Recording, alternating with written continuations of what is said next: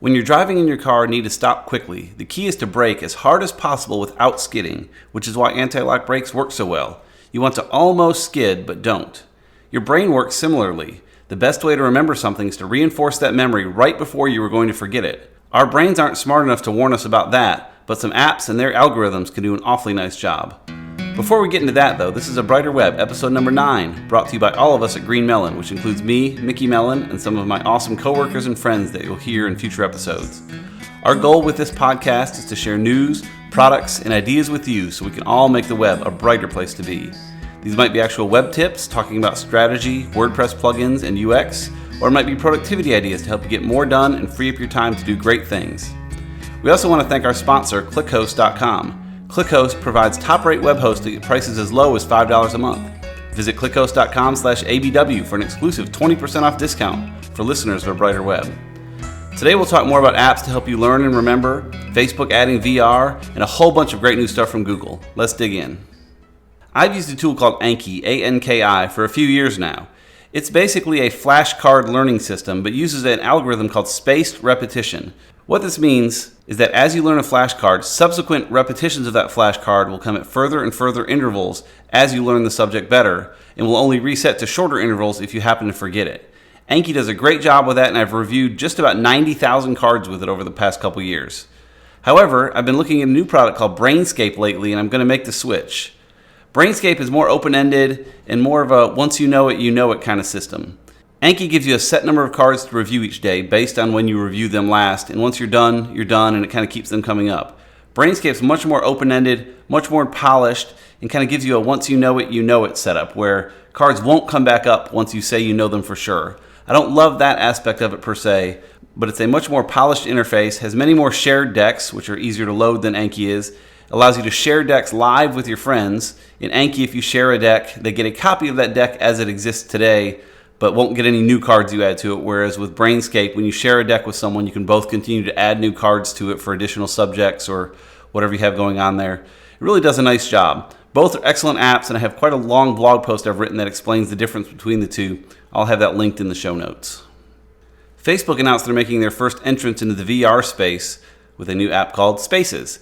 It looks to be essentially a hangout space where you hop in with VR with your friends and can kind of hang out and talk and watch videos, that sort of thing. It'll be interesting to see where that goes. This has been done before in non-VR settings, but similar with products such as Second Life years ago. But this is much more immersive than that was with tools such as Oculus. And in fact, this new Facebook VR only works on Oculus for now. We have a full story linked to in our show notes if you want to learn more about that. Today, though, is really about Google. Google has tons of great stuff coming. We're going to go through some of that. First, there's a new design coming for Google Search Console. If you're not using Search Console, you really should be, either for yourself or for your clients. If Google sees a problem with your site, that's how they'll notify you of it, rather than them emailing or calling you or something like that. There's a big new design rolling out for that pretty soon, and we have a link to Search Engine Land that has some screenshots of that new interface that you can check out for yourself. Further from Google, they have their news feed that a lot of you know as Google Now on Android, which was a bad name for really an awesome service.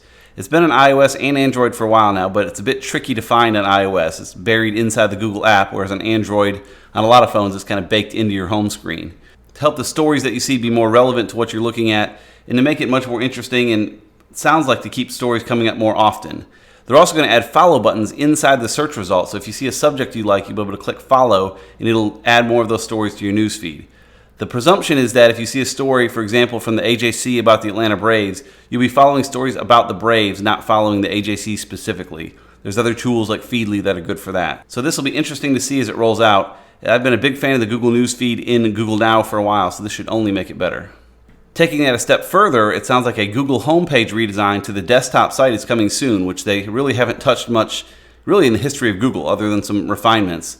The mobile experience of Google includes that news feed below the search box, and it sounds like that's going to be coming to desktop. It'd be a huge departure from how Google's typically done things, but we'll see if that happens. We have a link to an article that talks more about what that's like and what it could be like in the show notes. For those of you that use Google Analytics, there's a great update coming to the mobile app that adds voice controls. Where this is neat is it's not just controlling the app, but actually asking for input. You can say things like, what share of my traffic was mobile yesterday? Or which referral source is bringing the most users? You do pretty plain text searches in there, and it'll build the report to match that in a matter of seconds. This is rolling out to the mobile apps as we speak, and hopefully will hit the desktop app eventually as well.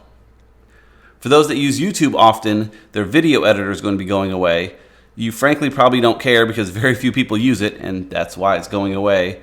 Lots of other great places to edit video online. I'm still waiting for that perfect solution to match the offline experience, and I was hoping YouTube would actually improve their editor to become more useful, but at least for now, they're getting rid of it. So if you use the YouTube editor, you have a couple months to get your things out of there, get them polished up before it goes away completely.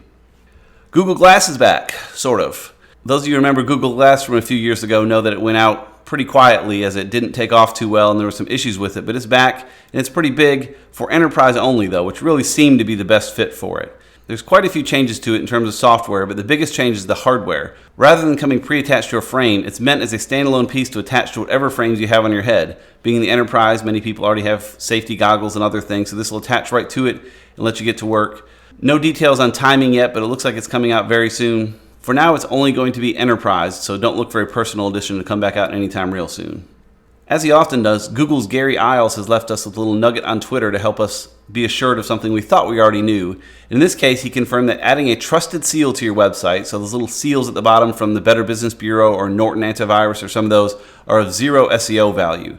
That's not to say they're a bad thing to have on your site necessarily. It could be a good use case for users to know that you're trusted, that you're safe, that you're reputable, those sorts of things. But Google doesn't look at them in any kind of SEO light, so if you're putting those on your site thinking Google will trust your site more, they won't. Lastly, our tip of the week is to try out Brainscape.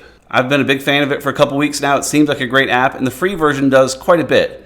The paid version adds a bit more, but you can get a very good feel for it on the free version and do quite a lot of studying, add your own text-based cards, and get a lot done without paying anything for it. They have great apps for really every mobile and desktop operating system, and it does a great job, so I encourage you to check that out at brainscape.com. Let me know what you think.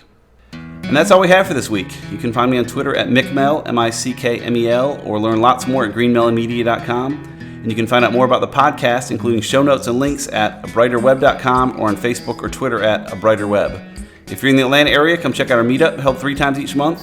And if you're not in the Atlanta area, we post recaps on the site soon after each meetup.